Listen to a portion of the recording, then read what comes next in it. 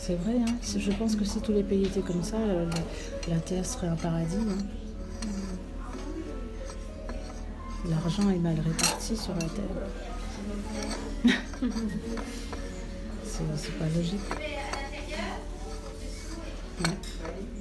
Et comment vous avez découvert cette profession? Mais je pense qu'en fait, elle était là dans ma tête. Quelque part, elle était dans ma tête. Elle était en moi, je pense. Et puis quand je suis arrivée ici, je suis arrivée à Besançon, donc on est 3 amis. Pas Joël, hein, Joël elle est ici, 3 amis de l'île de la Réunion.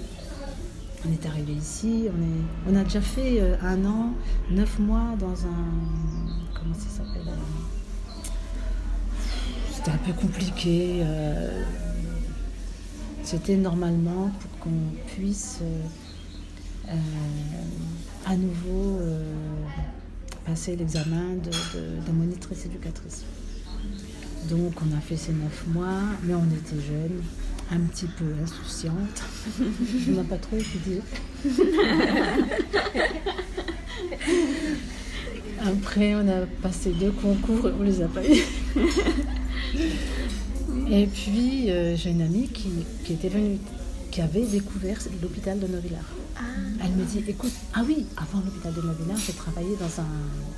Avant, j'ai travaillé 3 mois dans un orphelinat. Ah là aussi, c'était pas facile. Ah, c'était pas facile. Mais bon, elle m'a dit, écoute, viens, il y a l'examen d'entrée à l'école d'infirmière en psychiatrie. En plus, on est payé. Elle dit, viens là. Donc c'est comme ça que j'ai commencé. C'était... Moi, il fallait que je trouve quelque chose pour vivre, quoi. Mais mes parents ne pouvaient pas. Et puis on apprend la vie comme ça.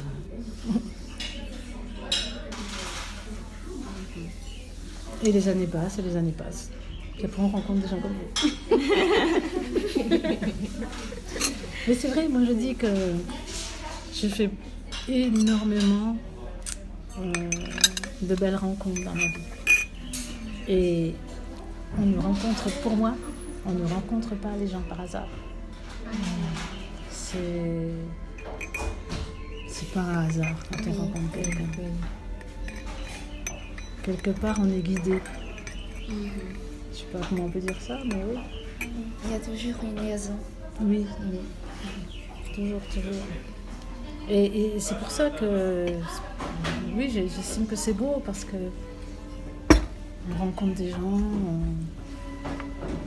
on apprend des choses, et puis voilà, c'est tout simplement une rencontre sympathique, agréable.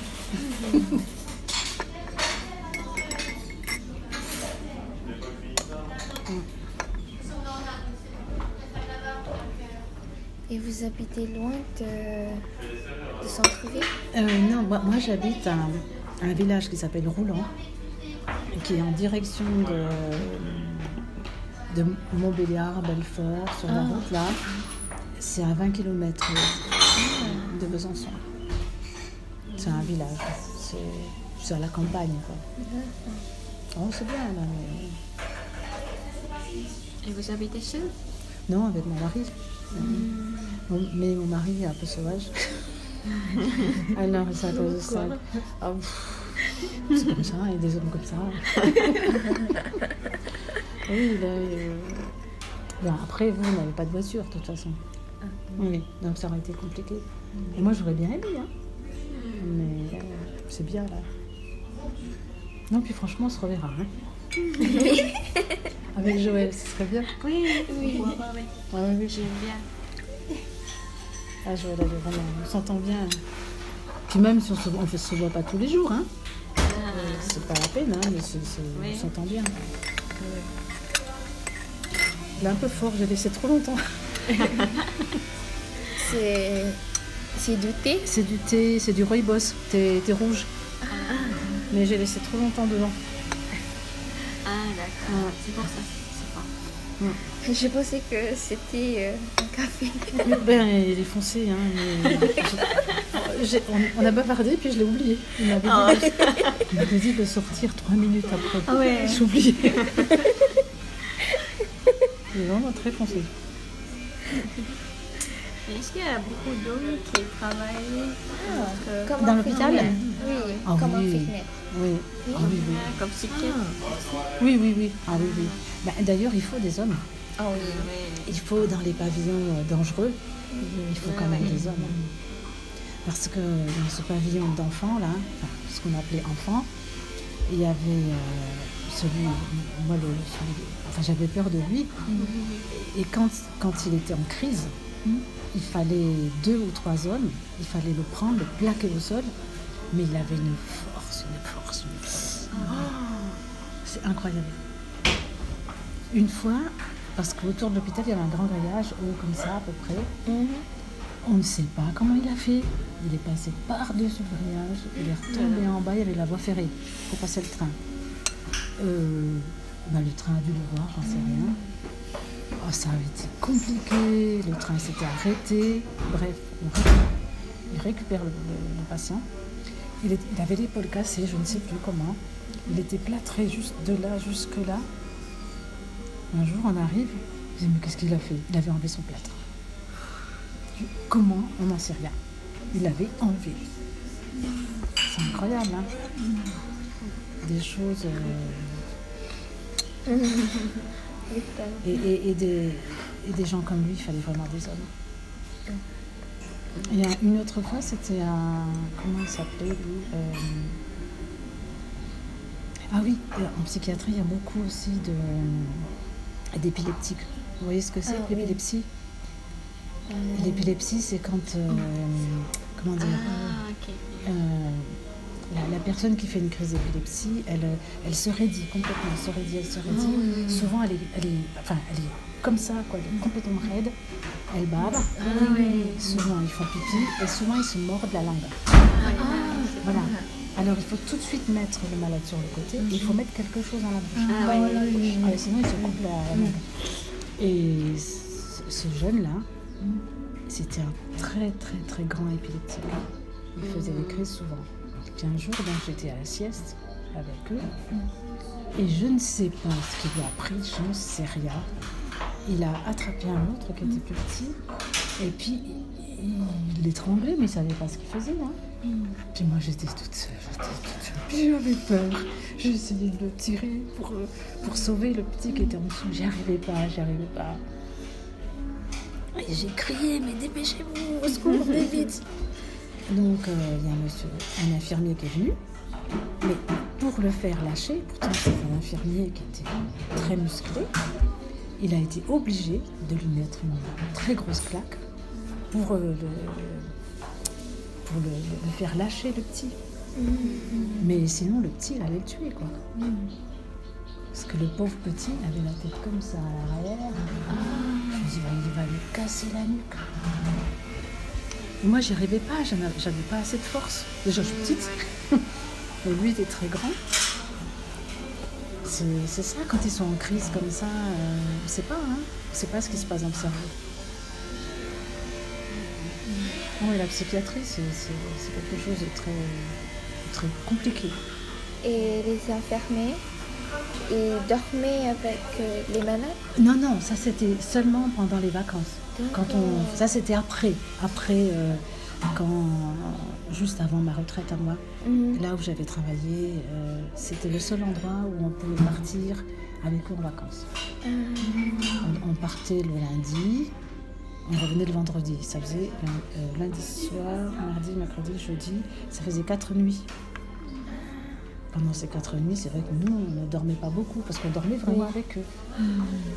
Il y avait des infirmiers ou des infirmières qui n'avaient pas dormir avec eux. Hein. Non. Parce que pour eux, c'était des malades. C'est tout, quoi. Oui, on dormait pas beaucoup, mais bon, c'est pas grave. Hein. Après, il y a des gens comme ça, on mettait des protections, des couches comme des bébés, mais il y en a qui arrachent les couches. Des fois, c'est sûr que ça sent pas bon. Des fois, on en a plein les doigts, les mains. Mais tant pis. On les passe à la douche, et puis voilà. Ce sont des êtres humains. Et ça, c'est... Ouais, ce sont des êtres humains.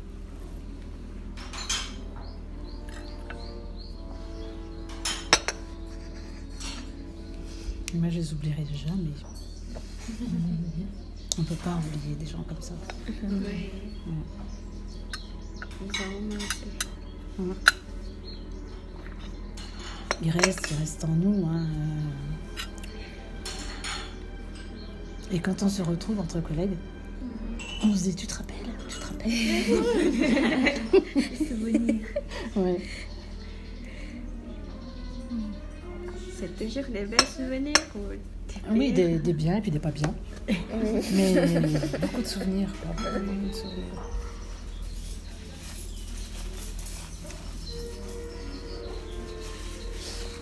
Oui. Après, en Suisse, c'était autre chose. Après, en psychiatrie, comme chez les personnes âgées, c'est quand le patient arrive au moment où il va mourir. Ça aussi, c'est compliqué parfois. Oui.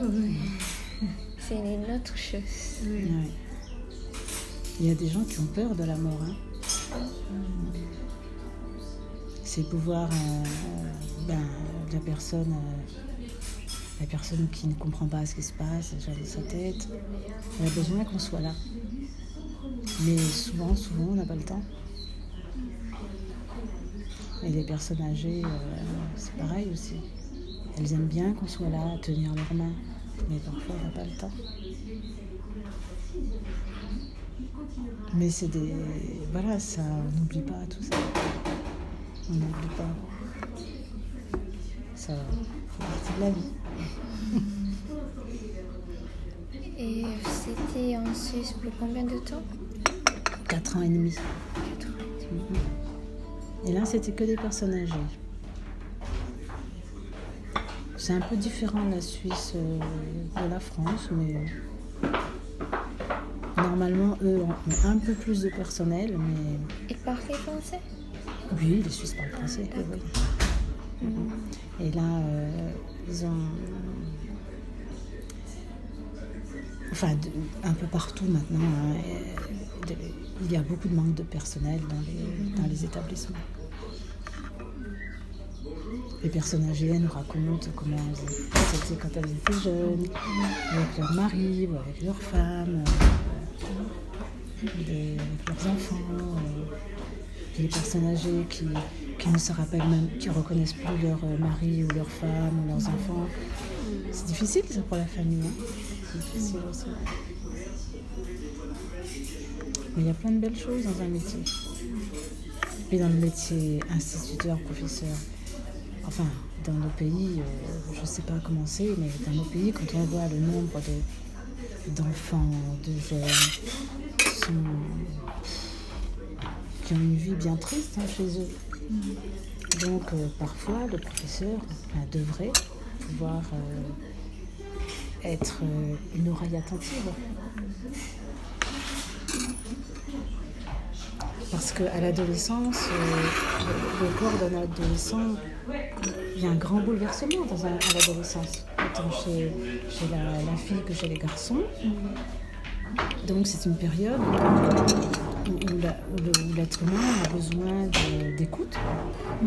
Et en même temps, les jeunes à cet âge-là, ils ont surtout envie de leur fiche la paix. Enfin, dans nos pays à nous, c'est un peu comme ça. Hein. C'est un peu la révolte. C'est pas facile l'adolescence. Vous êtes plus sage. Non, c'est vrai. Hein. Par rapport au salaire, est-ce qu'il y a une grande différence entre les hommes et les femmes? Dans ce métier d'infirmière, non. Je pense que dans le métier de professeur non plus. Dans notre métier à nous, non. En France, il y a encore des différences de salaire dans les métiers de la finance, dès que les gens arrivent cadre supérieur. Là, il y a encore de la différence entre les femmes. Les hommes gagnent encore plus que encore maintenant, en 2019. Oui. les hommes gagnent plus. Oui. Ça, c'est pas normal. Mais pour ce métier, votre métier? Non, pas là-dedans. Dans la santé, c'est tout le monde pareil. Dans l'éducation nationale aussi. Ah, Maintenant malheureusement. aussi, c'est comme ça. Oui, non, dans la santé, dans l'éducation nationale, c'est toujours le même. Oui, malheureusement. Oui. D'ailleurs, les Français font beaucoup de grèves. Ça, c'est compliqué. Les Français se font des râleurs. Et maintenant, c'est tous les samedis, on a... Oh non, c'est une erreur là. C'est horrible. Parce que maintenant, je pense que tous les gens enfin pas tous les gens, parce que la base de ce mouvement des Gilets jaunes, c'était une base qui était logique, normale, qui était nécessaire. Mais à ce mouvement, eh ben, il y a des gens qui n'ont rien à faire là. Il y a des cinglés qui sont rentrés dans ce mouvement. C'est ça qui fait que tous les samedis, c'est de la casse. Ah, moi, ça me fait peur, ça. Ah, moi, j'ai peur de ces grandes manifestations. C'est comme la manifestation de 1968. Ah là là, oui. Mais là, ça dure, là. Ça fait depuis quand? Depuis presque Noël, je crois que ça. Presque Noël? Oui, ah non, ça fait quand même... Non, plus que ça. Non, plus que ça, ça a commencé, ça fait 8 mois. Que tous les samedis, il y a des problèmes. Ça fait 8 mois. Gilets jaunes. Ouais. Ça, c'est compliqué, hein. C'est vraiment compliqué. Mais bon, en général, le français, c'est un bon râleur. Quand même. Je pense que les gens ont peur d'aller à Paris à cause de ça. Mais en fait, moi j'y étais, j'ai pas vu, hein. Les manifestations de Gilets jaunes se trouvent surtout sur les Champs-Élysées. Ah oui. Et sur les Champs-Élysées, c'est là où il y a tous les grands magasins. Et tout. Mais c'est pas normal non plus que quand il y a un monsieur qui disait, quand je passe sur les Champs-Élysées, dans la vitrine du magasin, je vois la valeur de mon salaire sur une paire de chaussettes. Non mais, qu'on vende une paire de chaussettes Louis Vuitton ou qu'on vende un petit sac Oui. comme ça, 1000 €, c'est pas normal. C'est pas normal. Ça va pas. C'est impensable. Je comprends pas ça. Que sur les Champs-Élysées, il y a une boutique pour chiens où les petits chiens ont des canapés, des fauteuils. Bah non. Non, je suis d'accord. Et que j'entends dire que des gens, par exemple la SPA, la Société protectrice des animaux, c'est bien qu'il y en ait, c'est important, on doit respecter tout. Que des gens disent je préfère un chien à un être humain, je comprends pas. Je comprends pas. Je sais pas, je comprends pas. C'est indécent.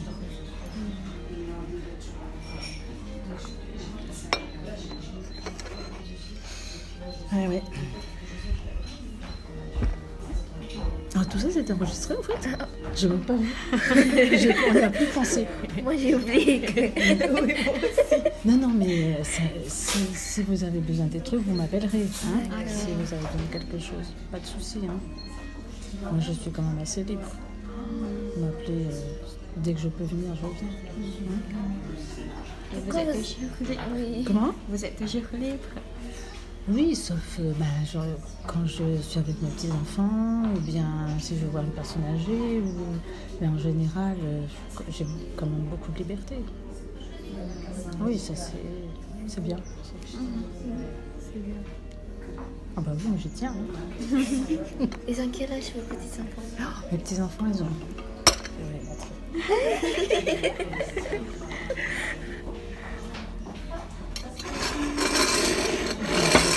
Ça va tomber.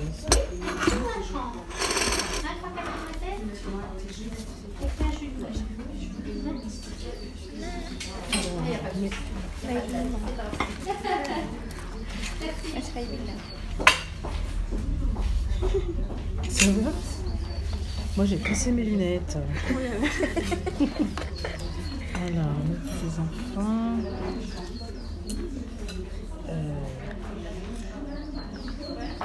Alors là, déjà, est-ce qu'on va voir? Un petit peu, on voit. Alors là, c'est ma fille aînée. Ma fille aînée va avoir au mois d'août, elle va avoir 38 ans. Vous avez combien d'enfants? 2 filles et un garçon. 2 filles et un garçon. Et elle, donc ma deuxième fille, va avoir 34 ans au mois d'août aussi. Mon fils a eu 30 ans au mois de décembre. Alors là, c'est mon petit-fils, mais là, il avait 12 ans. Là, hein. Je vais essayer de trouver une autre photo de maintenant. Alors, Ils ont quel âge? le grand, il a 14 ans et demi. Il est plus grand que moi de ça. Alors, est-ce que je vais... Où est-ce que...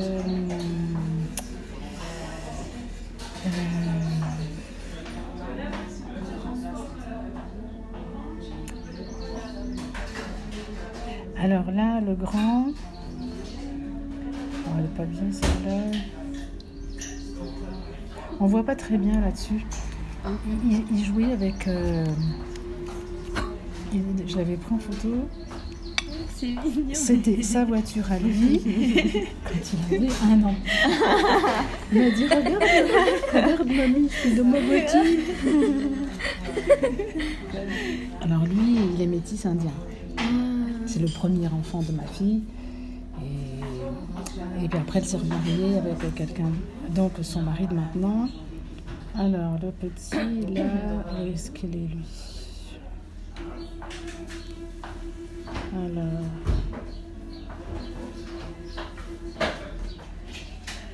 Non, on voit pas très bien là.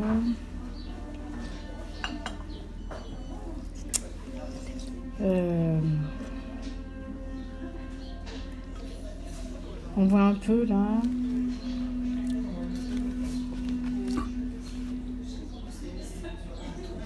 Voilà, c'est le deuxième. Le deuxième ressemble beaucoup à sa maman.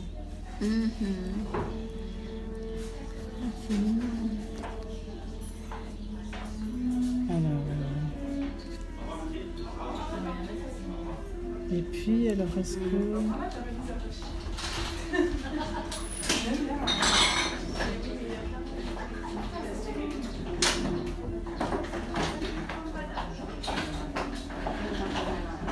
Alors là, voilà, là on voit mieux.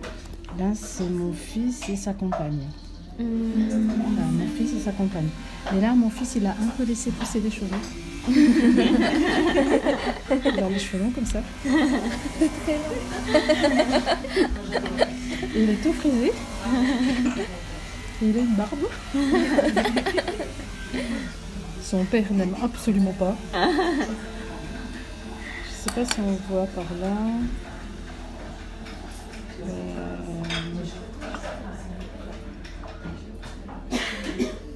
Non, il y a beaucoup de cheveux.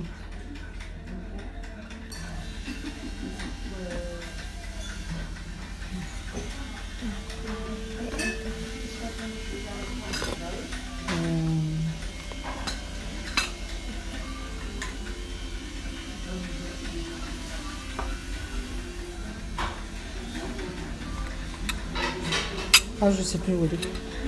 Ah bon, voilà.